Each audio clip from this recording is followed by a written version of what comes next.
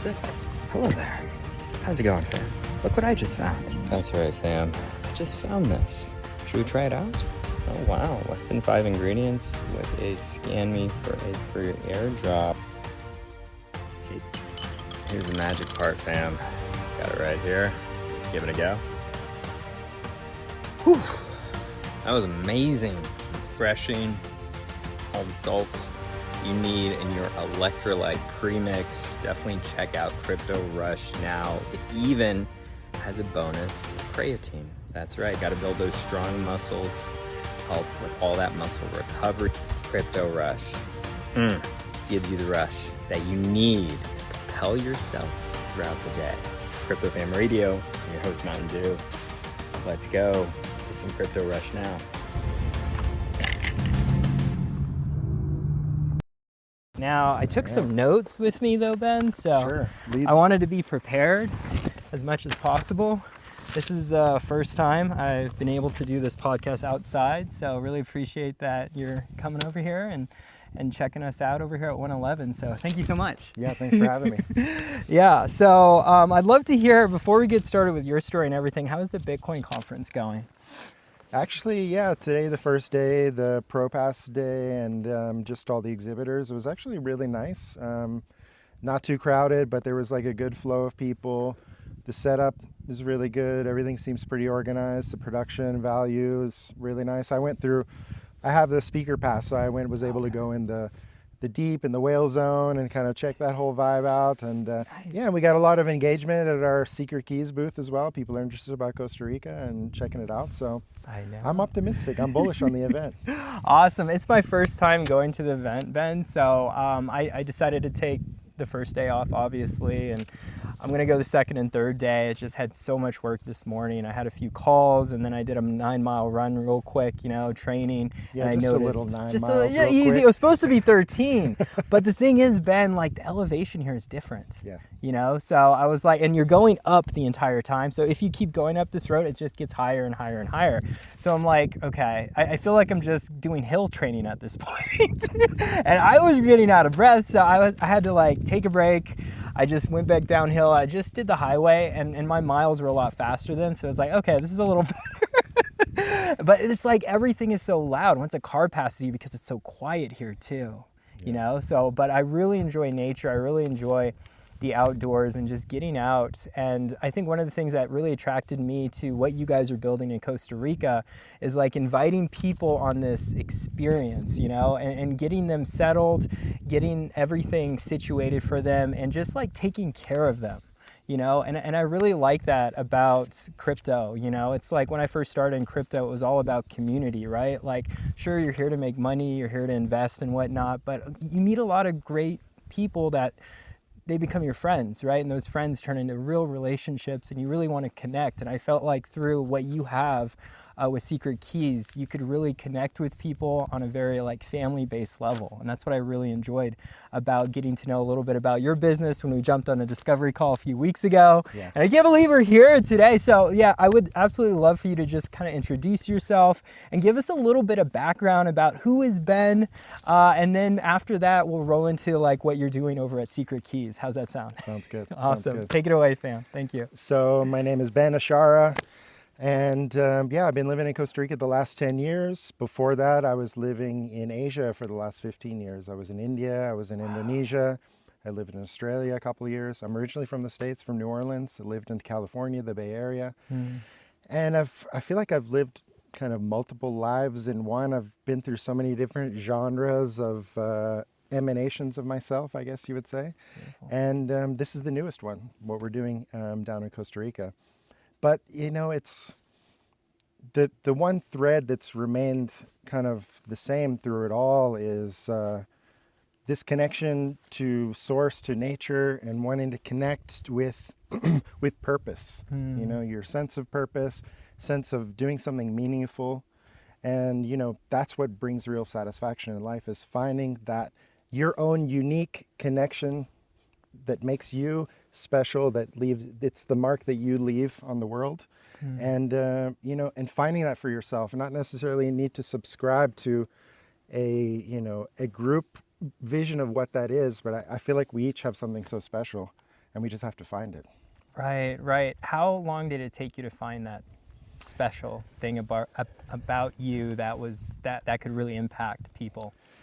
Well, I started pretty young on this path, and a lot of it had to do with, I don't know if it's appropriate to talk about, but psychedelic exploration. Yeah, And so I love that. that's what kind of led me on this journey of like, what is this place? What are we doing here? And where do I fit in? And so basically in my, I quit university at age 19. I was a philosophy major. Cool. And I kind of got to the point where I was like, well, I'm tired of reading about other people's life experiences and I'm ready to have my own. And so that led me on this journey of like, okay, it's time to just travel and discover and try to find out who I am and what's going on. And so the way I did it was just world traveling, backpacking, living on a shoestring, and just being in a moment-to-moment experience every day where there's no routine and there's space for like magic to happen. And then it was also about kind of the power of prayer, but not necessarily a religious thing. It's more of this like conviction with yourself of like, okay, I'm trying to connect with this deeper part of myself. And it's this process of like crystallizing this vision, or crystallizing this essence of like what you're trying to distill out of yourself that is totally uniquely you. And so in my early 20s is when I was doing a lot of this. I was living in India, in the Himalayas. I was hiking around all the Himalayas and going from temple to temple, and just with this thread of like, I want to be a part of something that's bigger than myself. I want to be a part of something that's meaningful, and I want to discover my purpose. And so in my early 20s, when everybody's, you know, partying, going to college, trying to get laid, I was celibate, living in the Himalayas, trying to figure out who I was. Yeah. And through that process, it led me down some really interesting life paths. And it all started with kind of the discovery of like plants and these connecting to the earth and connecting to nature through plants. And medicinal plants, more specifically, not even necessarily psychoactive ones, but and trying to figure out like, okay, the earth needs our help right now. It's under siege by humans, by you know, unconscious activity, and there's a lot of work that needs to be done to conserve, to preserve the nature, but also the wisdom traditions that have held this wisdom of the earth for so long. And how can I connect to that? And you know, bring that forward into the modern world. And so that's kind of what brought me on my path, was this connection to plants, serving, being a servant of the earth, and just and then just also just being open, like, okay, and where is that going to lead me next? Because there's not like a fixed. I didn't reach a destination and that was it. It was just I reached something and it just kept leading me to the next thing. But once you find that that thread of that connectivity to source, to your path, once you find it, it may change, but the one thing that doesn't change is that connectivity. So just always being open and aware and allowing that connectivity to guide you. I love that. I love that. I want to go back to the Himalayas, though. I feel like, you know, you were there for a while in your 20s. Yeah. You dropped out of college, right? You went to go find yourself, essentially. I'd love to hear more about why that specific region of the world, and why did you feel so called to that place to find your, I guess, essentially your purpose? Well, what happened is when I quit school, this was back in the days when you could buy these tickets around the world. I don't know if you recall anything like this. It was like a 1-year open-ended ticket where you could go to multiple destinations and you go all the way around the world. It's not available now, but so what I did is I went from California, I went to Australia, then I went to Indonesia, Southeast Asia, to Nepal, India. Then I went to Africa, South Africa. I traveled up. I hitchhiked from South Africa to Ethiopia. And then I went to Egypt, Israel, and then I flew to Lima, to Peru, went to Bolivia, and all this, and that was the end. And then I went back to California. So through all that journey, I had like, okay, I had a snapshot of a huge portion of the planet, and I had a feeling for like, what each place had to offer experientially. Mm. And what I found is that India's and the Himalayas and Nepal and this kind of region had, for me in that moment, the richest kind of spiritual access. It was like, and it was also this kind of one of the cheaper places to travel. Back in those days, I was living on Okay, like fair enough. $200 a month, if you can believe Oh it. my God. When was this? This was The 80s, this was 70s? this was the late 90s. 90s. Yeah, and Wow, even that's like incredible. 99 to 2004 or something like that, you could still live on That's amazing. very little money. But it was like a spiritual playground. It had Yeah. all the Hindu culture, the Buddhist culture, and the fusion Yeah. of those. There was so much knowledge. There was so much like information Yeah. to draw from. Yeah. And so I just felt like, okay, this is the place where I can really dive deep and explore how those lineages will react with my consciousness, and how that connectivity with those lineages will like birth something out of me. It just felt like that was the move, more than some of these other nations and cultures which have also beautiful history and culture, but it just felt like the information wasn't as accessible due to Right. the documentation of it. Like in Asia, they're really good at documenting their religion and their history, Okay. as opposed to other more pre-Columbian or like tribal nations. It's more like passed down word of mouth or passed down generation to generation. Oh, I see, I see. And you said something about plants that was really interesting, I thought. And it's like being connected to the ground. Like, is that very like a big deal in India? Like, or being an herbalist or being like Yeah. knowing the plants and getting, because I feel like that's another reason why you were attracted to that location, that area. I mean, in Asia, there's a huge old lineage of, in India, there is the system of Ayurveda. Okay.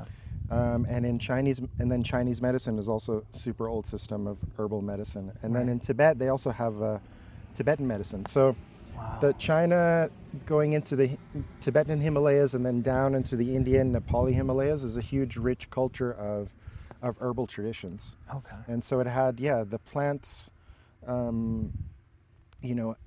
embedded into the culture and how we interact with them. Now, of course, modern medicine has changed that, but and in certain senses, modern medicine has its place in the world. But I feel like it's also taken up too much space, and actually, so bringing in those wisdom traditions of bringing back that ancient knowledge and even inspiring the locals who have kind of put it by the wayside to show our appreciation for it, and then to be like, oh yeah, we have this beautiful thing, and oh yeah, it is special. Yeah. Sometimes it's hard to see what's special about where you come from. And so a lot of my time was spent being an ambassador, going back into these villages and be like, hey, what about these plants that you have all around you? Like, this is amazing, this is special, let's work to grow them, let's work to protect them. And they're like, oh yeah, maybe we should. Maybe we should. It's like saving the Amazon, right? It's like, oh, maybe we should, like we're destroying our earth. And it makes me feel so sad. I'm like thinking of Avatar now, but it's like, it's Right. kind of like that in a lot of ways. And I'm like, why? When it's like, when you're connected to the earth offers you so much more than anything man-made. It's really shown me that when I was up in not Alaska, I did live in Alaska, but Colorado last year, and I was up in the mountains by myself doing like this, but up there, and I got to really connect with the earth and just really appreciate like what God has given us over the past like few years, and it took me the risk of buying like a teardrop and just going out and just doing my own thing, and going to the next level and just not really caring about like safety. Like, of course I was safe, but like just doing my own thing, I guess, like being independent. And I feel like a lot of people, they hold themselves back, right? When they try to go out and they try to live their life like they want. And I really appreciate that you did this like back in the day, like when it was like not cool to be a digital nomad, but I feel like we didn't have social media to share with us, that, right? yeah. So it's like you didn't have much influence, I guess. It's so different with influences now, right? So it's like taking that story to Costa Rica now, though, it's like that's a massive jump. And I'd love to hear this story of like, why didn't you just like stay in India or the Himalayas and just try to do it there, you know? Like, I feel like that was your happy place for so many years. So I'm very curious, like, why the jump to Costa Rica, and then like what prompted you to do that massive move, right? Yeah, it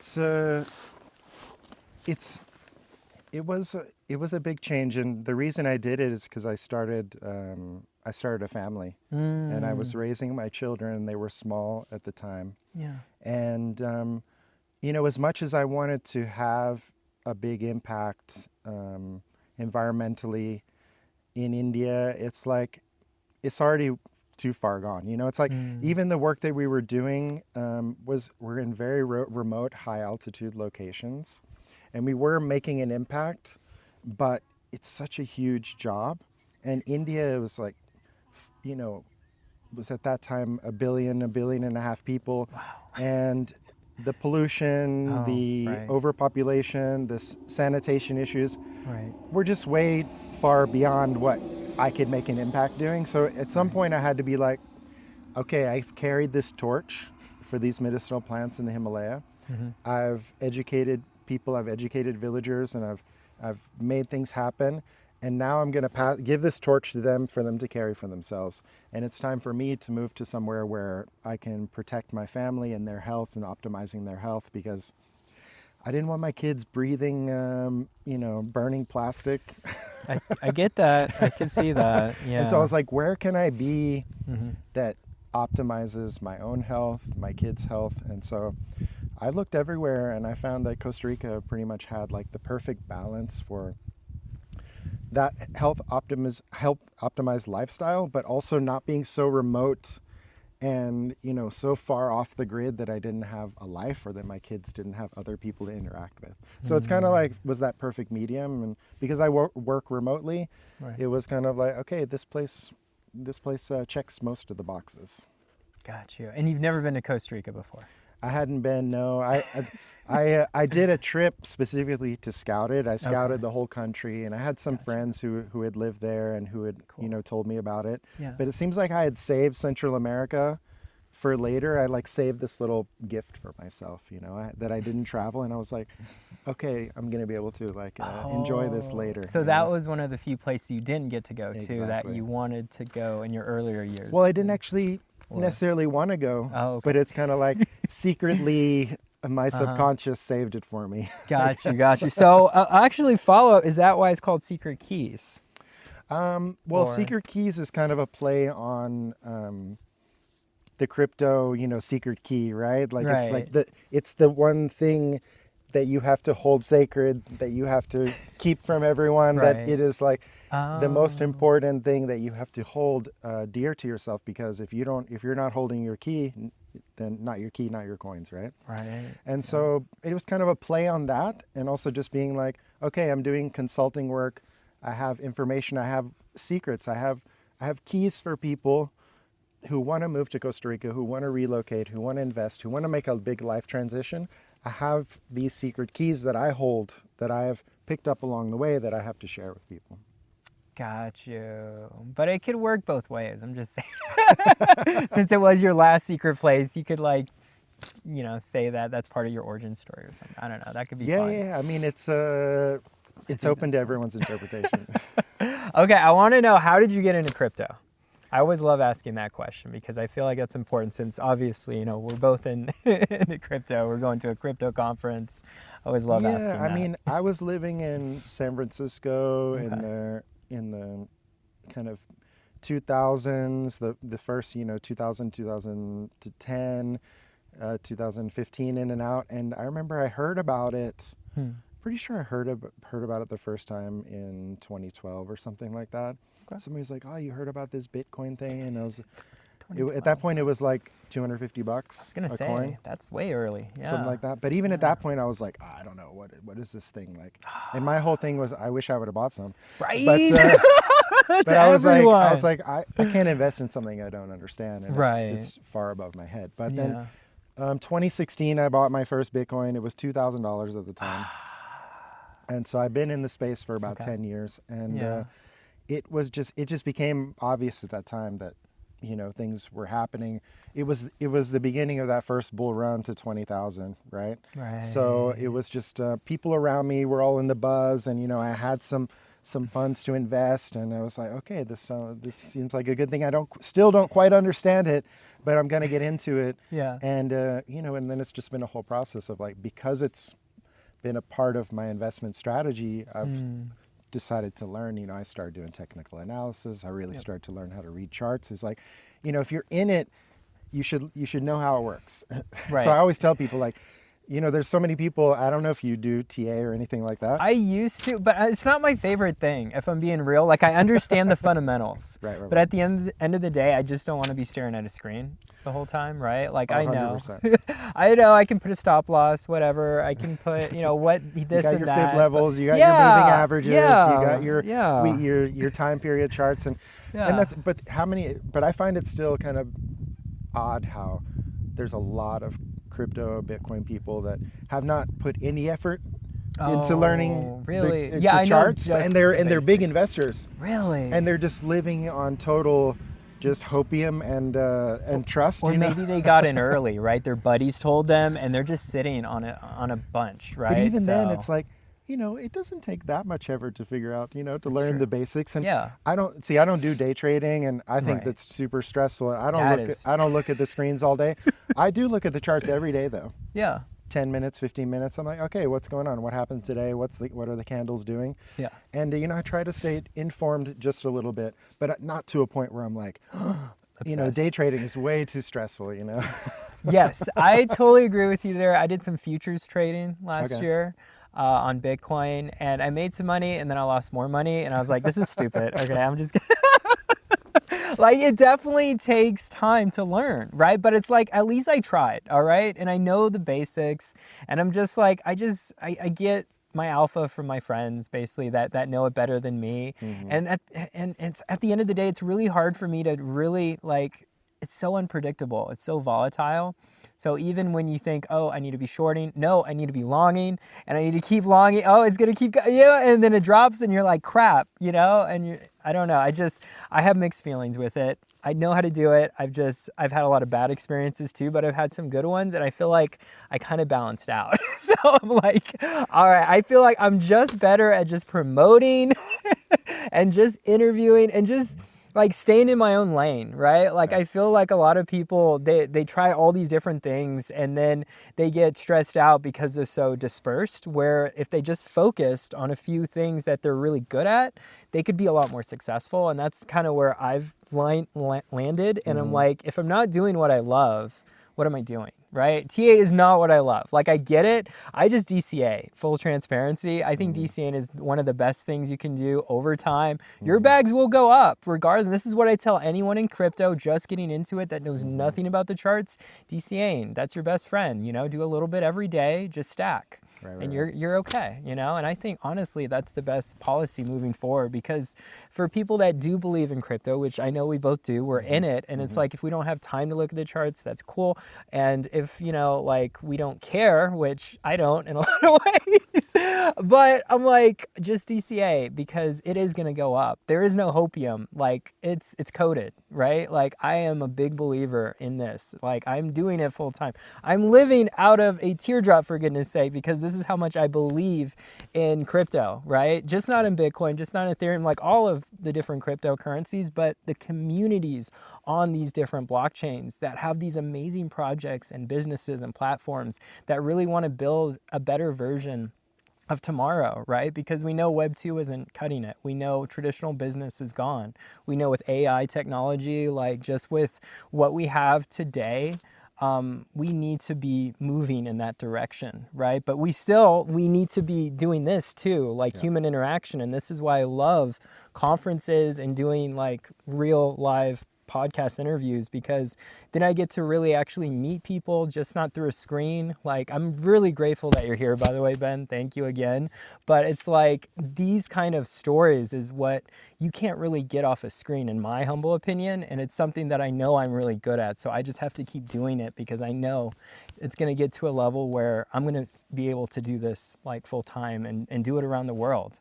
and really just tap into people's stories that really have something to share and something to give back, right? So Well, it sounds like you've done you're crystallizing that vision, you know, you're finding trying. that thread, or you found it and Yeah. you're following it, you're on your path, you found this unique Yeah, thing about yourself that you want to express, I and do. congratulations. Thank you. Thank you. Yeah. And I just want to inspire others to do the same, you know, and I've seen Exactly. your journey and I've been through your website and I absolutely love what you're doing in Costa Rica. And I really want to go one day. Like, that's another follow-up question I had of like, tell me a little bit about Secret Keys. I guess this is where we can get into Secret Keys a little bit. Tell me about your mission, your vision, what you're trying to do in Costa Rica, and how you think it'll help people. Okay. Yeah, I mean, basically, the reason we're at the conference is we're bringing the message that, you know, those of us who've been living in Costa Rica, and for the past 5 years, we've been living in this reality where we can live on Bitcoin 100%. The ecosystem, the technology that's been developed there with the Bitcoin Jungle app, through Bull Bitcoin and a few other affiliates, have basically made it possible that, you know, you can live 100% off sats, you can be totally unbanked, and it's a reality. It's not just a dream anymore. And you know, there was always the use case, oh, you can't use Bitcoin, you can't use crypto. Well, you know, we're seeing that is slowly getting eroded away, and you know, in Costa Rica, it's kind of the easiest place to do it. So it's like, okay, you know, this energy is coming to Costa Rica anyway, and I thought, well, I had to do it the hard way. I had to relocate my family without much guidance. I had a few friends to ask, you know, a few tips and tricks, but there was no real service or guidance for people like me who were just like, you know, trying to figure out, like, how do I integrate into this new space? So I'm like, okay, I've done it for 10 years now. Wow. I brought my 7-year-old son. I've had a child there. So I've raised 2 kids there, and I've bought and sold property. I've built homes, you know, I've established permanent residency. I've been through all these processes, and I'm like, okay, well, I have this wealth of knowledge, and for other people who want to come and experience this, I can help make their transition smooth. Because otherwise, honestly, it's there's a lot of nuance, and it can be tricky. And if you don't speak Spanish, or if you're limited, or if you get in the wrong hands with the wrong realtor and the wrong lawyer, and you can end up with a real bad taste in your mouth, and you'll be like, you know, screw this Costa Rica thing, you know. Yeah. So, and that can go for any country, anywhere. So and when you're making this big transition, you're trying to make a life shift. You know, it's more of just making a place shift. It's like you're trying to change your life, and whether you know it or not, it's happening. So my goal is like, okay, let me help you, you know, help you understand, like, how it is to enter into a new country, how to tread lightly, how to be kind and respectful to the locals, and how to not just come in with this arrogant kind of gringo energy, and, you know, or like enter into a new space and be like, think that you know everything, and then come and just like complain about how everything in America is more organized or something like that. You know, it's like, no. Like, come and like just listen for a while and observe, and, you know, and take the time to really feel like, okay, what is this place? Why am I attracted to this place? And what can I offer to this place? Because it's not just about coming and taking. It's like, okay, what can I offer? And at first, you can just offer, you know, your kindness and your respect. And the Costa Ricans will really match your energy. If you come with that energy, they're going to give it right back to you. If you come with this complainer, disgruntled energy, you're going to get that too. But my hope is that, you know, that I can help people avoid having bad experiences through being uninformed. Because when you're informed, then you can make the right choices. Right. And so that's kind of what Secret Keys do. We act as consultants, we act as liaisons to make sure that your transition is smooth, peaceful, and you get what you want out of it. I love that. So essentially a tour guide. Not really. There's a few terms that I don't like. Like Sure, you some don't like people, tour guide. some Okay. people are, some people are kind of like, oh, so you do concierge service. I'm like, Or concierge. you No, know, it's like not I'm quite, I not there to be guess. your butler. You know, Sure, sure. Not I there to like. hold your hand kind of I'm deal. there. Well, I can do a little hand Okay. holding, but I'm not like I'm not, you know, a butler. Let's say, Okay. you know, so like I prefer the term liaison or kind of Liaison. like ambassador. Like I'm Okay. here to work with you Got you. to help Got you you. get I like that. to get you to the right place. Okay. But I'm not here kind of to be your bitch, you know. So Got you. I feel you. I feel you there. Yeah, yeah. Like you don't own me. Like we're in this together. We're partners, right? Like I'm showing you, and I'm you're here to give getting advice. advising role, Yeah, right? exactly. Like consulting, like you said earlier, right? I Exactly, like yeah. consulting. Yeah, that definitely makes the playing field a little more even. I love that. So, what's your typical client? Who's your audience? You would say. So I would say the someone who really wants to make a move to Costa Rica, and usually the first step when people come is the people who are really serious about making a move. The first thing they start to do is look at property. And be like, okay, I want to invest in something. I want a piece of this paradise to call my own. And so those are the general clients that I attract. It's kind of like that'll be the first point of contact. It's be like, okay, you engage in a 6-month contract with me. You give me your budget, your criteria, and your vision, your goals, what you're trying to achieve in Costa Rica. Give that all that information to me. I'm gonna scour through all the listings. I'm gonna deal with all the agents that I trust, and I'm gonna come back with the best possible options for you and save you a bunch of time and energy. Because there's dozens of websites. There's not like a very organized MLS system in Costa Rica. It's very mishmash. A lot of the agencies like don't even have their websites aren't even updated. So you might look at a website and you think, oh, that looks great. It was sold 5 years ago, you know. So there's a lot of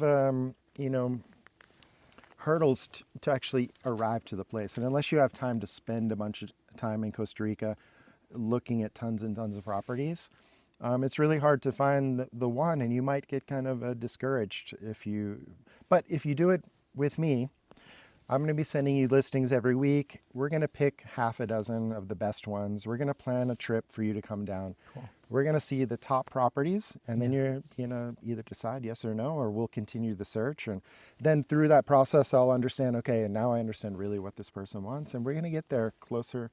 And I love the process too, because I love checking out properties is one of the best ways to explore a country. There's so many magical nooks and crannies of Costa Rica that you would never find if you didn't just go farm hunting or property hunting. So Right. I just love the process. I love that. I love that. So it kind of sounds like you're like a real estate agent, but you're not a real estate agent. Yeah, because that way? exactly, because I'm not an agent, so I don't have my own inventory. Okay. So I also don't have my own agenda to sell my inventory. True. So that's where it's more. I'm more of like a real estate liaison. Okay. So you work with other agents, I let's do. say. I work with a Okay. ton of agents Got you. who I have relationships with, who I trust, who I Okay. know how to navigate Okay. with. Got you. And it's also to make sure you don't end up with a bad agent who sells you a lemon, because there's a lot of guys out there who just want to convert. They're shady. And Yeah. you might not know, like, oh, it doesn't have legal water, or you won't be able to get permits for this, or there's a lot of little nuance that you'll never know without having time and experience there. Got you. Got you. So you said something earlier, or maybe you said it before, about Bitcoin is a big deal in Costa Rica, right? So it's like, I'd love to hear more about how you found that out, because from what I heard in the news, El Salvador was supposed to be like, they're building Bitcoin City right now, and whatever in there, they've got Bitcoin on their legal tender, right? So, or they used to, but I don't think they do anymore. Right. But still, they still accept Bitcoin. So I'm like, how is like Costa Rica different in that way? Could you share a little bit about the Bitcoin history of why that specific country is so like ingrained in the whole Bitcoin currency? I think that's really interesting. Well, it's still pretty new, to be honest. Like after COVID, the programmer, the developer for Bitcoin Jungle, his name's Lee. He moved down. It was either in 2020, 2021, and so the whole thing is still pretty fresh. But he had a great idea and a great vision, and he built it on a grassroots level from the ground up. And he did a great job of just creating a community and like educating locals. And mostly he started by, well, first of all, he put in the time to learn Spanish really well. And then he started working with people at farmers markets. And he started to educate the basic vendors, the people that sell you eggs and fruit and vegetables and arts and crafts. And he was really working in that community to help them understand how they can convert these Bitcoin little sats that they were picking up every month, and how that's going to help grow abundance for them. And to be honest, then it just kind of grew from there. And then the major game changer, what happened is when Bitcoin Jungle started collaborating with Bull Bitcoin. Bull Bitcoin is an exchange out of Canada. And Bull Bitcoin figured out how to subvert the need for full adoption by plugging in directly the app, plugging it into the banking system. So here in Costa Rica, we have a system called SynPay, which is kind of like the way Zelle works. So if you have a phone number, I can send you money. It's a bank-to-bank kind of transfer on small scale. Nice. So Bull Bitcoin figured out how to, okay, we're going to do the conversion, but it's all just going to be built into the app. So there's no need to like, you know, I remember back in the day, I used to be, okay, if I want to spend my Bitcoin, I'd be like, okay, got to sell it on Kraken, got to withdraw it to my bank account, got to wire it to myself, you know, and then I got to go to an ATM and pull it out. You know, it's like so many steps. And the app, all of a sudden, I was able to like build my house using just the app. Wow. Going to the hardware store, buying thousands of dollars worth of, you know, just on the app. construction materials. Oh wow. And they didn't even, the hardware store didn't even know I was using Bitcoin. Really? Oh, whoa. They don't even need to know. No, that's so cool. As long as they had an IBAN number, a bank account, then I was able to pay them with Bitcoin. Wow. And so for the past 3 years, that's been the reality for us in Costa Rica. It's made it possible so that you can buy anything, anywhere in the country, regardless of adoption, regardless of acceptance, with Bitcoin. And it's very Bitcoin centralized. They're a Bitcoin maxi community. Right. There are some other, there's another organization, I think it's called like Blockchain Jungle or something, and they're kind of working a little bit more in the altcoin space, but they're not as organized and not as established as the Bitcoin Jungle crew. Gotcha. But that's kind of like what makes the whole thing possible down there. There's also another firm that we work with called Digiplat, which means digital plata, digital money, Digiplat Solutions. And they are the people who, if you want to do large property acquisitions, they're an off-ramp and a crypto escrow for multi-million-dollar property deals, or, you know, okay, it doesn't have to be multi-million, it can be a few $100K, it can be, you know, whatever. Yeah. But they take what Bitcoin Jungle, wherever they stop, then the bigger scale is handled by Digiplat. So. Gotcha. And that's part of what Secret Keys does, was we're just there to educate, to make sure you have all the information, to be informed. So, you know, you're like, oh, okay, this is how it works. There's no guesswork. There's no research. It's just like, okay, we're going to tell you how it works, and you're going to have this all of a sudden at your fingertips. Wow. That's so easy. Why don't we have that in the U.S.? Because, well, regulation. There's not like a universal payment system like SynPay. Yeah. There's things like Zelle. Right. There's the like Venmo, PayPal, Right. Cash App. You know, there's like, what you have to do in the States right now is you have to be what I call a Bitcoin ninja or a crypto ninja. It's like, if you want to like live completely off Bitcoin, you gotta know. I'm trying. You gotta know, like, you gotta have 10 apps. Yeah. And 10 different credit cards So that may or may not survive the next 6 months, that may get canceled. Yeah. And you might have to buy gift cards on BitPay to book your Airbnbs, you know, like.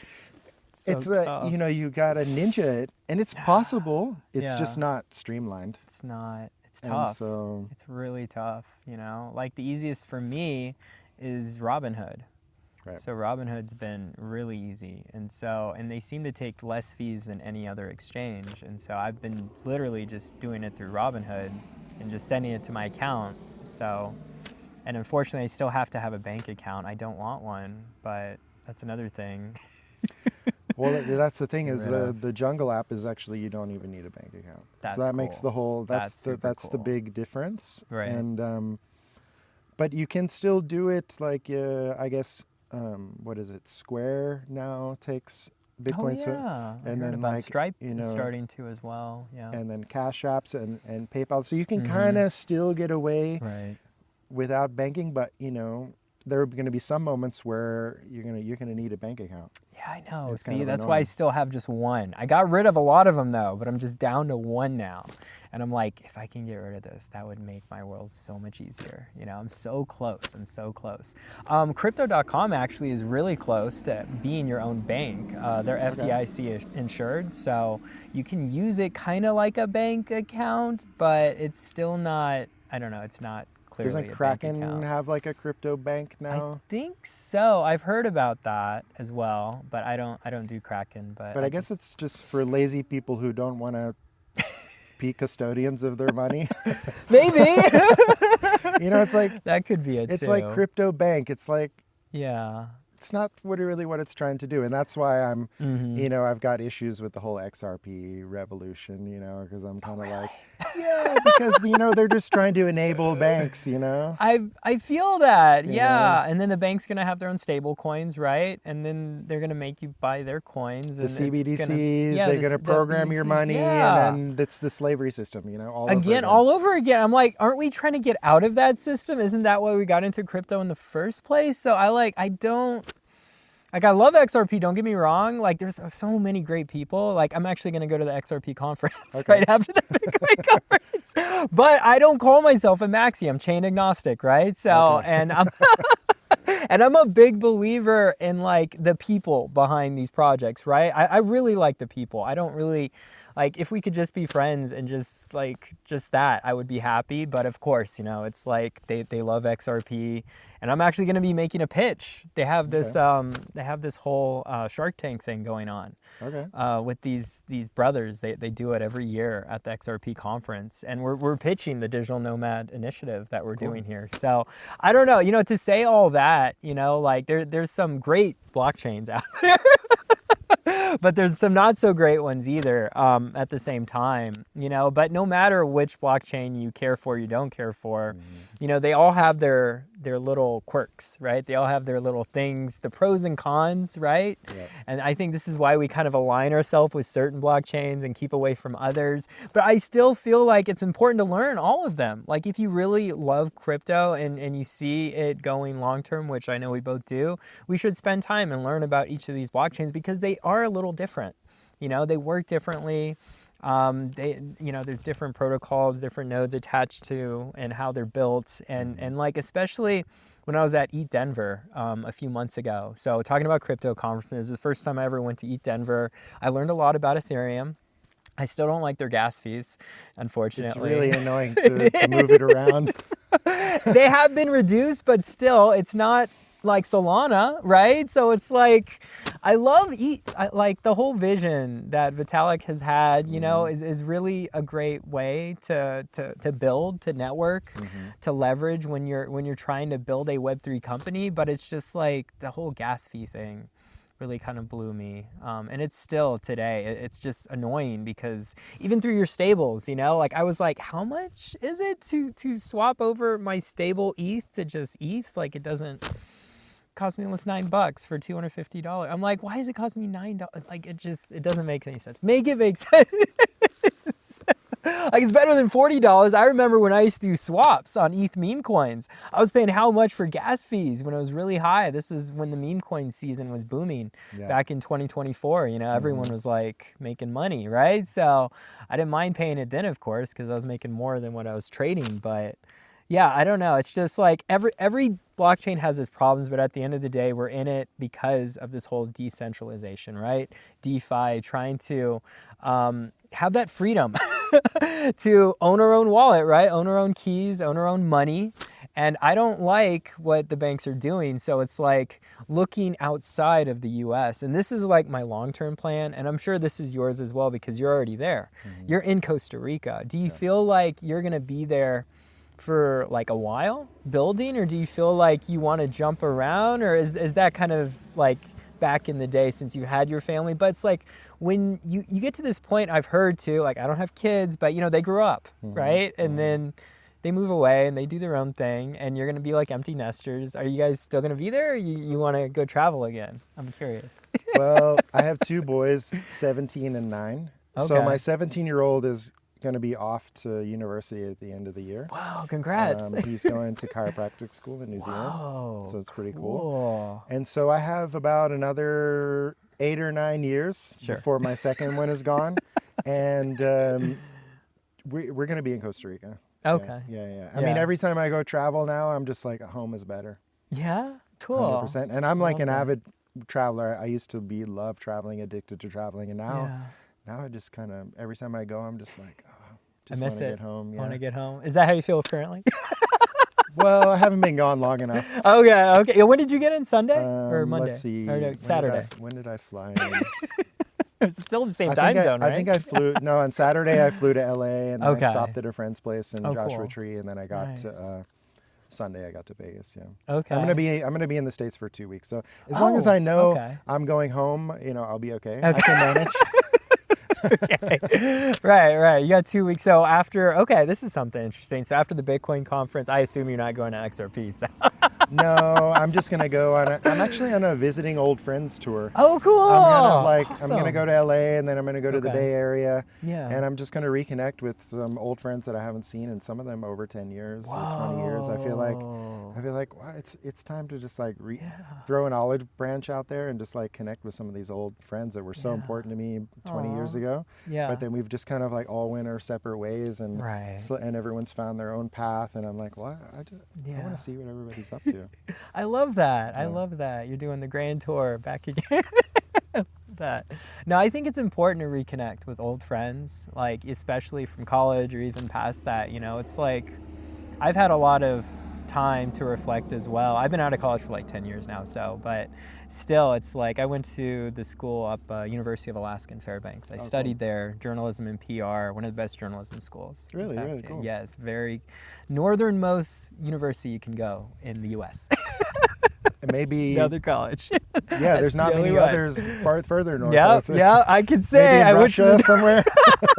I went to the northernmost college. It might be a community college, maybe in some native village I don't know about, but it's the only like state university, right, northernmost, that you can go to in the U.S. So I can hold that. And like looking around, and I just want to admire the nature we have. We haven't really spent a lot of time with this landscape. This reminds me a lot of Alaska in a lot of ways. Okay. Obviously not the Joshua trees or the desert landscape, but the mountains, right? The mountains you see like right here.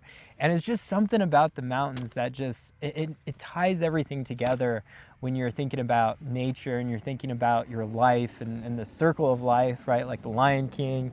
And it's like, you just got to be reminded of like how good we have it still, and I'm just so appreciative of it. And I know Costa Rica's got mountains too, right? Like it's got like different landscapes. You got the beach, right? You got the beach, you got the mountains, you got the tropical forest, right? Yeah. You've got it all. Like, what do you not have? We don't have snow. Well, you don't want that. So. Seriously, if you keep going up this road, I encountered snow. If you go another 20 there's a minutes, ski you just resort keep up there, going. Yep, you just keep going up.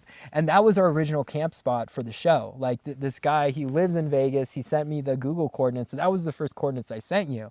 And I just kept going up. I was like, this isn't going to work. Like, it was getting cold. There was snow on the ground. I'm like, we're not going to do the show here. So I just turned around and went all the way back down here. And I'm like, all right, there's no snow. This is great. So Costa Rica doesn't get snow at all, like even in the wintertime? Or is there like maybe winter? I've heard at the very top Yeah, peak, because you got mountains. there's like, our highest peak is over 3,000 meters, so it's about 10,000 feet. Okay. And I have heard of snow falling there, but not sticking. Okay. So it doesn't really stick. We don't really get it. Snow's not part of the picture. But, we have everything. We've got these beautiful, lush, juicy, jungly mountains. We have more arid kind of mountainous regions as well. We have the Caribbean Sea. We have the Pacific Ocean. We've got volcanoes. We got hot springs. The ocean is warm all year round. It's about 80 degrees. Would you compare it to like Hawaii? I'd say the ocean's even a little bit warmer. Oh, okay. And I mean, Hawaii, you're really in the middle of the Pacific Ocean. It's a That's true. whole different vibe. Hawaii has its own.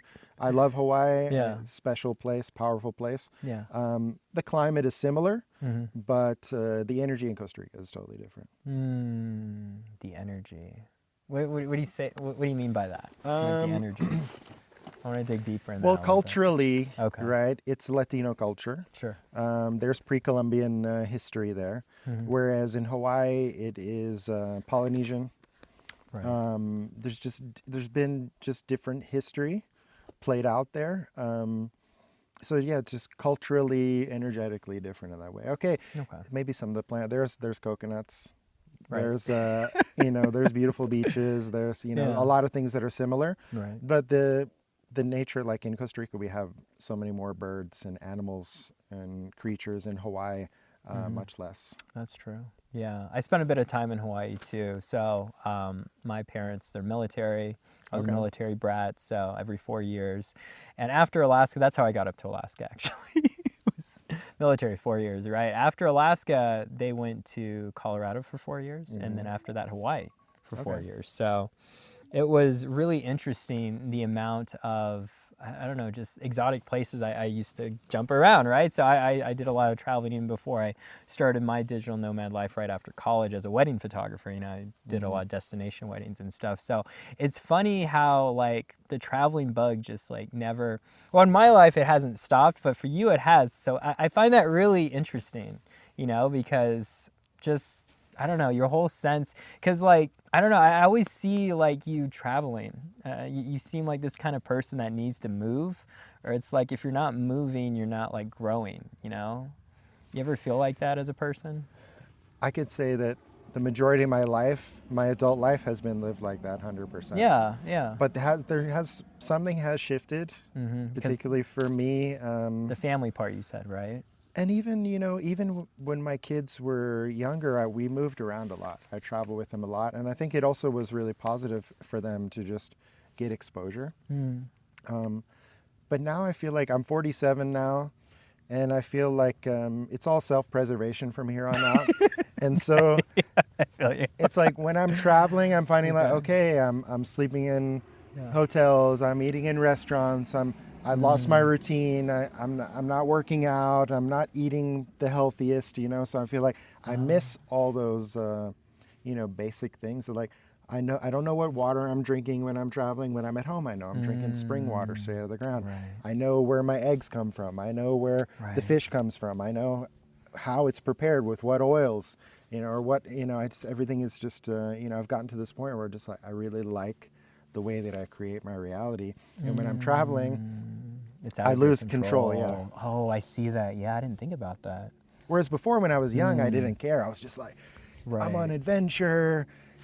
Everything is amazing. I want to try everything. Right. And matter I how- didn't even, I didn't even think, routine, like I didn't want a routine. That sounded Okay. boring, Yeah. but now I Huh. see the value in it because it's part of what keeps me healthy and keeps me grounded. Yeah. Is to have that. So it's like, there's a phase of life for every time period of your life, It's like, so for me personally, as I get older now, it's like and I still feel young, to be honest. I still feel great. That's great. But it's, but in order to maintain that, I've got to preempt getting old. Right. It's all prevention. Yeah. Because if you wait, until it catches up to you, you might show signs of like illness, Right. sickness, and then you're like, oh, I'm sick now. I have to heal myself. So the idea is to never get sick, Right. and just make sure you live a healthy lifestyle. Definitely. Yeah. And so being grounded, being at home, making your own food, growing your own food, Right. drinking the water that you know is the best, and just being in the optimized environment for your health is what it's all about. That's huge. Yeah, we didn't even talk much about. So you have your own garden, you have your own farm, you make everything like from yourself, like with your own hands, like. Yeah, so That's one of the things that I did when I first moved to Costa Rica was I bought properties and I planted them up. I was like, the first thing before I built a house, yeah. I was like, I planted the whole thing out with fruit trees. So Wow. now my trees are, 8, 10 years old and they're all fruiting. Yeah. So now I've got like tons of food, like more than I know what to do with. Now, I don't live 100% off of it, Okay. but I could if I needed to. Okay. So it's there as like my insurance policy. Yeah. This ability to live off the land 100% is something that That's so I feel cool. like a lot of people aspire to the idea, but they think it's not attainable. Right. And, while my diet would be less interesting than it is now, I definitely could live off the food that's there.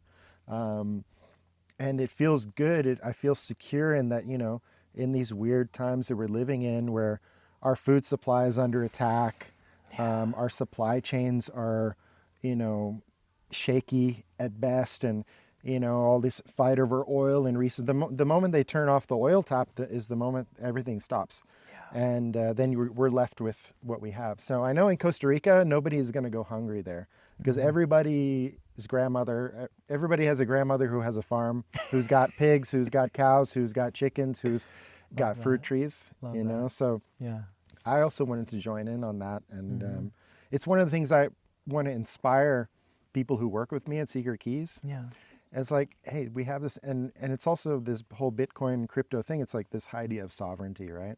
Like we want to be free to make our own decisions. We want to be able to spend money without the bank's permission. Right. Well, but the real true sovereignty from a survival level is having access to water and having access to food, that you can control how it's grown, make sure it's uncontaminated, and that you have that at your fingertips when you want it, when you need it. And so one of the things I try to inspire people to do, it's like, you know what? Yeah, get a beach house. Cool. Have a sweet view. Build a mansion if you want, no problem. But have a little nature retreat. Have a farm. Plant it up. Let us plant it up for you. It's one of the jobs that we'll do for people is like, we'll plant up your food forest. Yeah. And in 5 years' time, you're going to have more food than you know what to do with.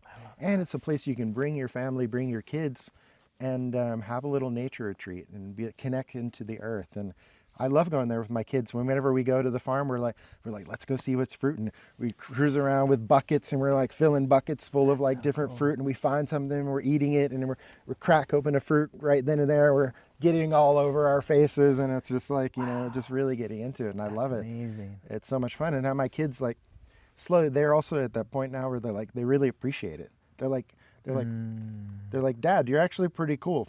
And for your kids to verify you like that is every parent's dream, whether they admit it or not. And and I love the fact that they get it too. That they're like, oh yeah, I see the value in this. Yeah. And I feel like there's a lack of that in the modern world. People, we take for granted that there's food at the supermarket, and that it's just going to be there. Right. And it may not be. I mean, we saw during COVID, like, Right. People were freaking out with toilet paper, right? and it shocks me that that's the thing people were worried about. I mean, that was just like the biggest joke ever. Come on, baby wipes. It's way better. Exactly. That's what I use. 100%. That's what I use as well. I've been using it for years. For obvious reasons, we won't go there. No, this is awesome. No, I want to go back to sustainability, right? So I feel like we're on this track of creating our own gardens, getting our own food. I know a lot of different communities that talk about this online, like off the grid kind of life. There's quite a few people that do that in the US. They form their little tribes or whatever. And it's great, but it's like, to do that in another country or have a country already been doing that, like that's you said their grandmas always, have that farm. And I feel like we miss that a lot due to convenience, right? And due to just like accessibility. And it's just like going back to our roots, going back to nature and nurture kind of deal is like, I feel like we're really missing that in society right now. And I really love that you guys do that, and you do that specifically. I wish more people could do what you do. Well, I mean, In the States, we really kind of lost it. Like in Yeah. Europe, they still have that kind of culture where they all have a little garden in their backyard. They might grow some tomatoes or some Right. things, you know. But in the States, we kind of really lost it. We Mm. like our lawns. We like a nice. Let's go mow that lawn. Nice Right. patch of grass, you know. And like Right. chuck a ball on it, you know. But you can't eat that grass. Nope. But the truth is, the reason why Mm. I love Costa Rica for this type of work Yeah. is because in North America it's a lot harder Mm. for climate reasons. Basically, like we have these cold winters. Right. Like if you want to try to live off the land in the U.S., it's going to be a hard life. Right. You're going to be chopping wood. You're going to be carrying water. You're going to be Right. pickling. You're going to be storing. You're going to be, you know, Takes time. it's a and to grow vegetables, you're going to do a lot of weeding. You're going to need to set up irrigation. You might need to build a greenhouse. In Costa, you don't need any of that. Right. You plant out all the trees. There's a lot of trees that grow fruit that you can eat in a savory way. So like there's fruits like jackfruit Yeah. that will ripen to a beautiful sweet fruit, but you can eat it green. It's a huge fruit. When you harvest it green, you chop it up, you spice it up whatever way you want. It's delicious. We have avocados. Love avocados. And then we have things like even like green papaya. Mm-hmm. People forget like, oh yeah, like in Thailand there's like green papaya salad or whatever. But if you have papaya trees, you can just cook up a papaya like it's a squash or a pumpkin. Chop it up, spice it up however you want. It's an amazing vegetable. Also bananas, you can cook those green as well. So there's different ways where you can get that savory. You think like, oh, you just got fruit trees. I'm not going to live on fruit. Well, yeah, I get that because you can't just live on sugary fruits. You need some of that like savory energy. Right. And but these tropical food forests, you can get all that at the same time without the need for greenhouses, without the need for weeding, without the need for irrigation. Yeah. The land just does it all for you. Wow. So once you get it planted out, all you need to do is really prune and keep it chopped back. Wow. And just watch the food happen. Wow. So it's a passive farming system That's so fun. that generates a huge amount of food without the ton of work. And there's no need to pickle. You still can if you want. There's Sure. no need to dehydrate. You still can if you want. Yeah. But it's year-round producing because of the tropical environment. That makes sense. Whereas in North America, like these people like, oh, I'm going to go homestead in Montana. I'm like, Good luck. like, dude, I hope you like chopping wood. You're going to freeze. yeah, I wouldn't do it in Montana. So it's really the climate. Right. That's the biggest proponent for how you can do what you do. And also the other thing that people forget too is like access to water. People think like, oh, we just have water. It's just there. Yeah. It's actually not that simple. Like, let's say the power grid got turned off. You know, let's say you had a great well on your property. Well, how are you going to pump that water? You know, okay, you got solar. How long is that going to last? Okay, maybe 10 years your solar pump's going to work. Okay, you know, like how are you going to get the water to where it needs to go? So what I do is I look for properties that have like gravity-fed spring water or that have creeks that with a lot of terrain where you can pipe water from the head of the creek and get it to your property. So you always have water just flowing where it needs to get. I love that. In North America, to have that kind of setup, super hard to find. Yeah. Unless you're in a really cold mountainous place, and Right. then you can do it. But in places like okay. Florida, or you know places where it's warm, like California, good luck finding that. You know, it's just Right. not available. Yeah, you just can't find a well. And I mean, you can have a well, but how are you going to get the water out of it? You know. right. With a bucket, you gotta draw a rope. Oh well, there's and- the yeah. shallow wells, but Yeah. most people are getting their water from can be hundreds of meters in the ground. Oh, that's true. Yeah. I heard we have a lot of water. In Florida, you might have those surface wells. You might be able to Yeah. pull that off. Yeah. So in Florida, maybe something like that is possible. Maybe in Louisiana, where something like that. But right. you're living in the flats, you know. Like I don't know. I like Costa Rica. No, I feel you. I feel you there. But we have these like underground caverns of water, just like pooled. But and usually they're not pretty far accessible. away. Right. They're They're deep. very They're deep, underground. Yeah. So it's interesting. The that- aquifers. Aquifers, yes. And if we could tap that, I heard that's like one of the purest forms of water you can find. It is, and most people don't know, but I mean, I mean, most of the places are like Vegas, for example, is pulling from one of the biggest aquifers. Oh, really? And it's kind of a problem because they're depleting the water faster than it's coming back. So, That's not good. it's this balance, and it's this challenge we're having with the amount of people that are on the planet right now. How to keep all our resources in check and in balance. Right. But this also is kind of what the liberal government is trying to use against us. They're trying to push this agenda that like climate change is a reason to take your freedom away, Right. which I also don't believe. Right. But using our resources wisely is something I do believe in. Right. Right. But it's kind of like, it's the guys that are like, oh, you guys shouldn't use energy, but we're flying on our private jets. It's like that whole thing. Like, oh, we'll go to Davos and we'll all sit around and talk about how everybody else should use their energy, but us, like we're too important. We'll be, on our jets, and Doesn't make sense. it's not fair, and it's not the way that it should be. There is a way to manage our resources smartly. Yeah. But unfortunately, we've hired politicians to figure out how to do that, who have special interest groups and lobbyists influencing them how to do that. And in the end, it's not happening because of the system. Right. How to change that system, I have no clue.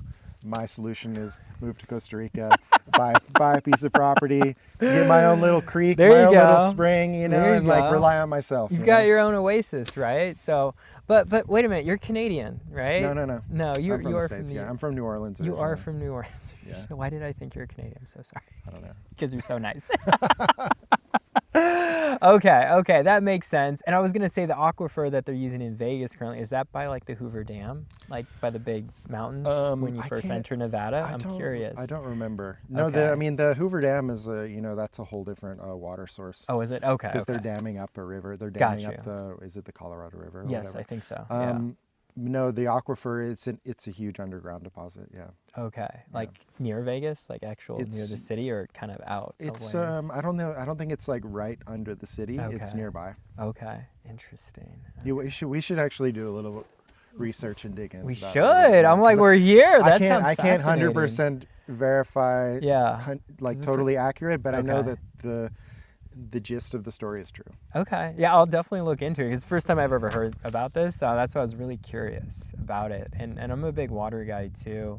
I've been following a lot of different water influencers. I know it's kind of weird, but there's I don't know, man. It's interesting. actual people that are so into water that they teach classes on like not just proper hydration, but like, we're made of over 90% water. We're essentially just water, aquatic little beings that always need to have water, right? So, but yeah, there's actual people that do this full time, and they just teach about the necessity and the importance of proper hydration, and also the types of water that you need to actually put in your body. The alkalized The water. alkalines, yes, the And I mean, they're alkalines, yeah. programming water with sound, and I mean, it's water is a amazing. super hyper intelligent energy. Yes. It's incredible stuff. I mean, I It's feel really like cool. And it should be free. It should be accessible for everyone. absolutely. Yeah. It is one of the lifebloods of the planet. It's when it's flowing, it's like when our blood is flowing, we're alive. When it stops flowing, we're not. And so it's tricky because there's all these dams and collecting of water, but it's it's resource allocation, and it's kind of important as well with the modern world. But at the same time, it's there's something energetically off about it. Okay. So I like to see water flowing freely, and I think there's a way to. I think it would probably make more sense, rather than damming up a river, would be to like channel it into reservoirs and this kind of thing, like have little storage stations and do it more on a local level. But I feel like the thing we take advantage of or take for granted is just remembering that the Earth is alive. In my opinion, it is a conscious entity, and and the way that we interact with it is with the surface of it, pretty much.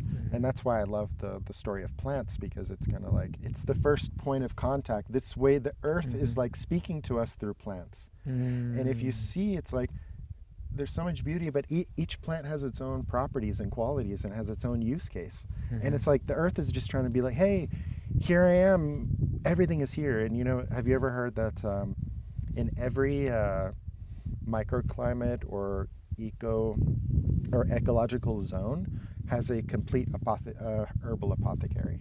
So no matter where you are, there is medicine that can heal you, which I find super interesting and that I love. Yeah. So it's the plants, it's the minerals, it's the water.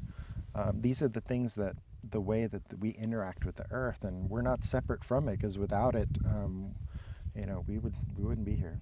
No, we wouldn't. We live in a water world. We're over 70% is just water.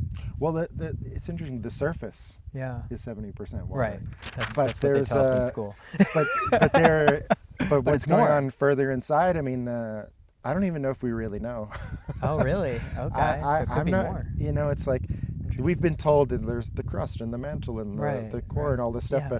but maybe I don't know if it's like I'm not trying to get conspiratorial about it, but do we really know what's going on in there? Like, What do you mean, like deep in the water? Super deep? Yeah, below the ocean floor, Oh, deeper in. the Like, core? okay, we know we're getting oil out of there. Yeah. There's oil deposits, and Totally. probably we've done geological deposit studies and try to figure out what's in there. Yeah. But do we really know energetically, like what's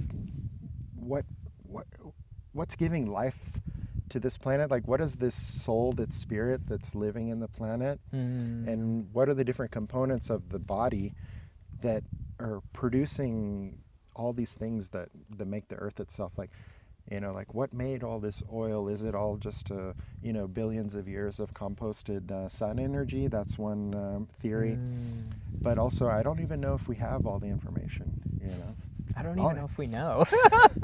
I mean, the fact that it generates this air that we breathe and generates this atmosphere that we live in and these blue skies. I mean, it's crazy. I mean, maybe it's flat. I don't know.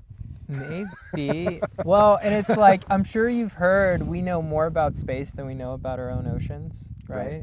Right. It blows my mind, because I'm like, why are we spending billions of dollars to go in space when we could take that money and invest in our oceans and our waters and clean it up? And like, in a way, it feels like such a waste, And what we also forget too is, like, there's the whole thing of like, oh, the only time nuclear bombs were used was in Japan and whatever. But the fact is that we've detonated hundreds, thousands of nuclear weapons for testing purposes, and often in South Pacific island nations and like some of the most paradise places on in the planet.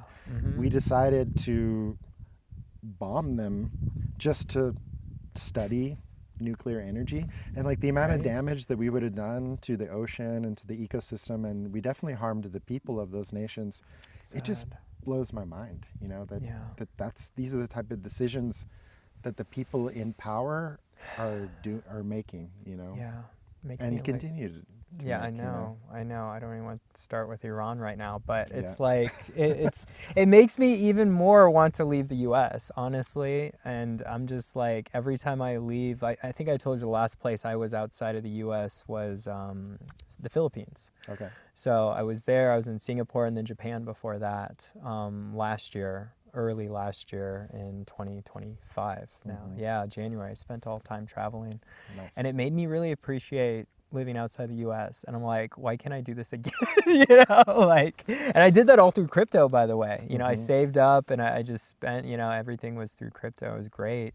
That's and amazing. it's just like, it really, like, I just got to keep doing that, because I feel so much freer outside the U.S. and I feel so bad saying that, because I do love our freedoms, what we stand for, and I do believe we're definitely one of the more freer countries out there. Like, I would not want to live, let's say, in the UK or anywhere in Europe, honestly. Like, but the thing is, I'm a little biased because I haven't been to those countries. I've just heard.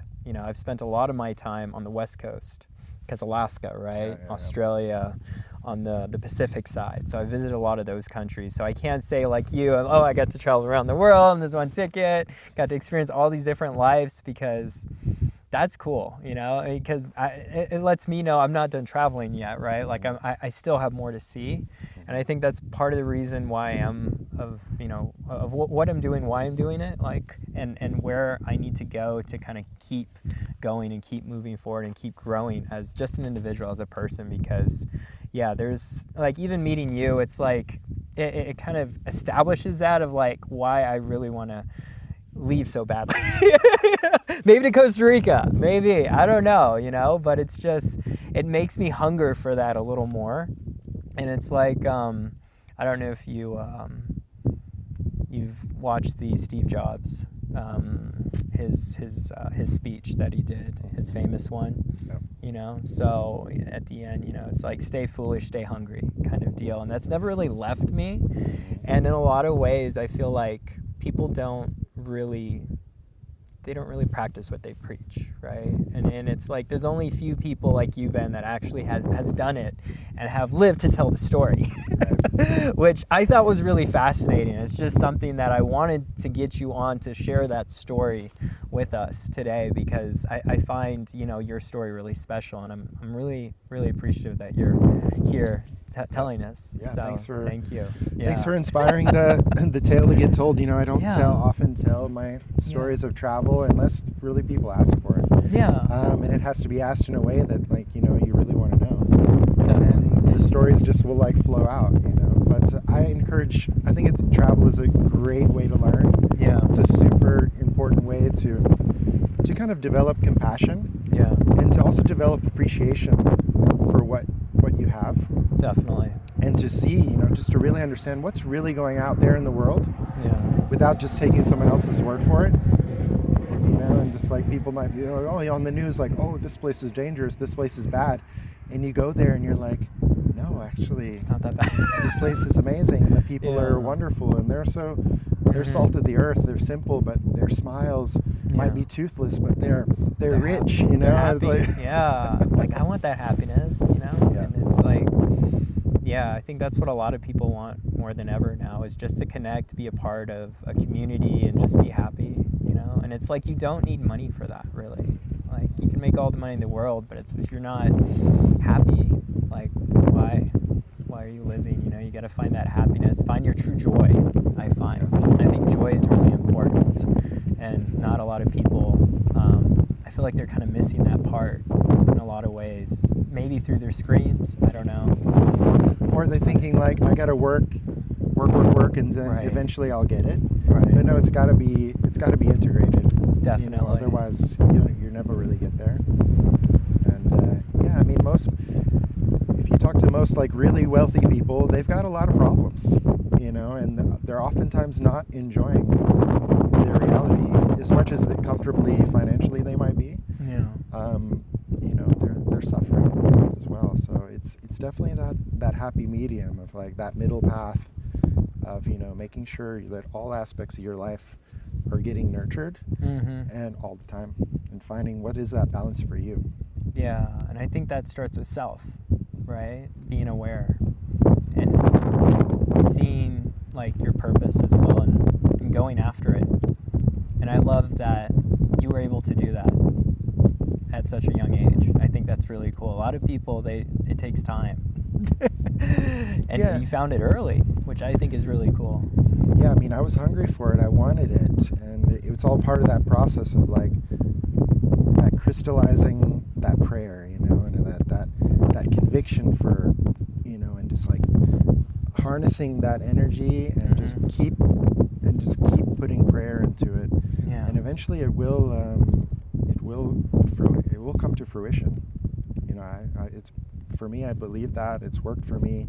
Everyone's different. Everyone's karma is different. Everyone's path is different. So I'm not going to say that I have the formula, and if you follow it the way I did, it's going to work out for you. No, everyone's got to figure out their own trip. Right, of course. And but I can share what worked for me, and it's kind of like all the different religions. I feel like in the end of the day, they're all more or less telling the same story. Right. And you can kind of like pick some stories from different ones, different religions, and you can integrate those stories and make them a part of yourself, and you don't have to be part of one thing or another thing. You can, we're all just, puzzle pieces in the bigger puzzle, and we're all just pulling it all together and trying to figure out, how we want to express ourselves. Yeah. And Yeah, so where can people find you? They want to contact about Secret Keys, get involved. What's the best way? secretkeys.art, my website, Secret Keys Costa Rica on Instagram, Ben Ashara on Facebook. But yeah, those are the easiest ways to find me. And yeah, hit me up. I'm doing free discovery calls for people who want to know about Costa Rica. And if we feel like it's a good fit, then we'll work together. Awesome. Thank you so much, Ben. You're awesome. It was an amazing interview. Thanks, you. Man, thanks. That was really fun. Yeah, I'm glad you had a great time. Sorry it started raining all of a sudden. No, we're about to freeze. I know, and I'm like, oh, we gotta wrap this up. Should we bring these chairs in?